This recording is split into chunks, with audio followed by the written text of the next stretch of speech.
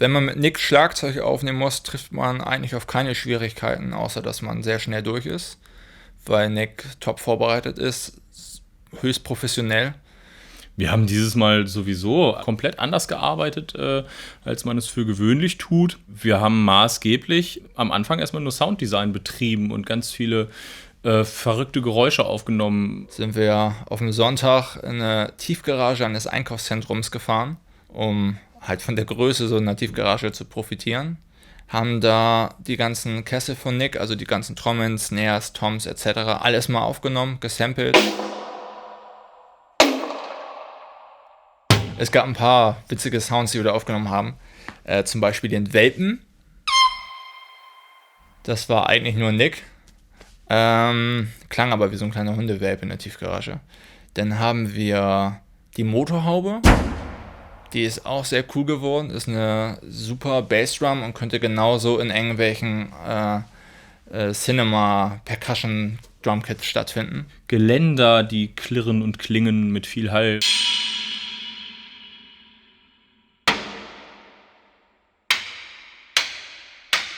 Türen, Schilder.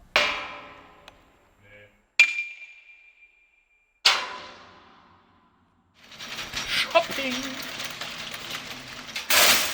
Die Snares im Treppenhaus, die hatten tatsächlich überraschenderweise den größten Klang von allen, obwohl das Treppenhaus ja kleiner ist als die Tiefgarage.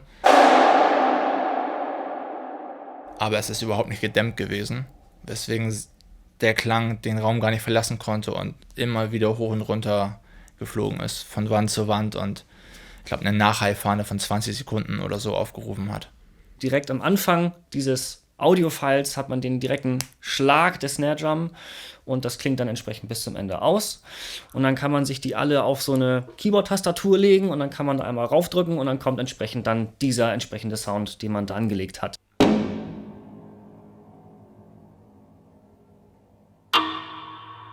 Der Sound dient ja einzig und allein dem Gesamtwerk. Es muss ja im Kontext passen am Ende und das ist das Allerwichtigste.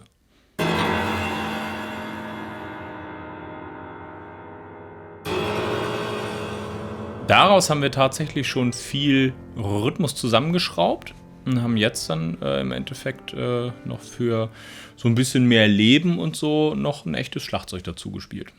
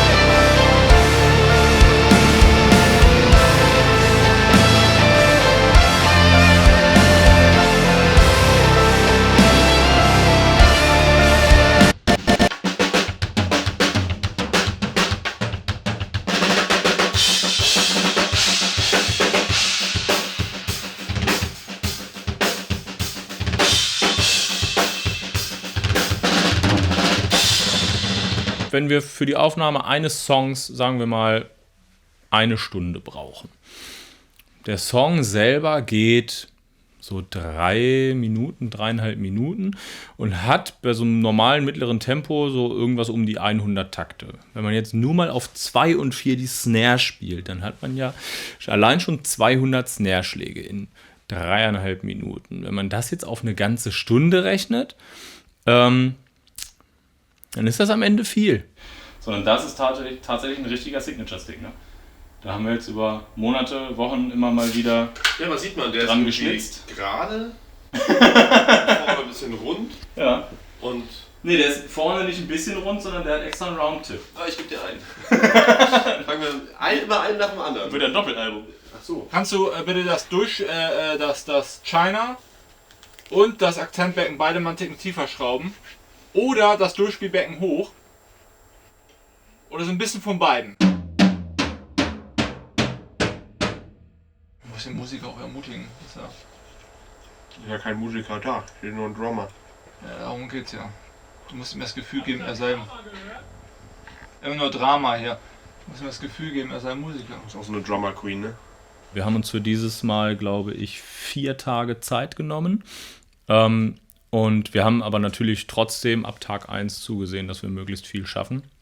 Und dann ist man so nach 8, 9 oder vielleicht sogar 10 Stunden im Studio arbeiten, ist man auch mal ein bisschen müde.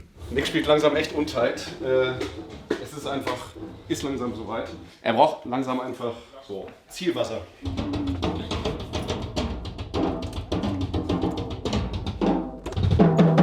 Es geht auch nix heute hier. Es funktioniert einfach nicht. Scheiße mit der Scheiße.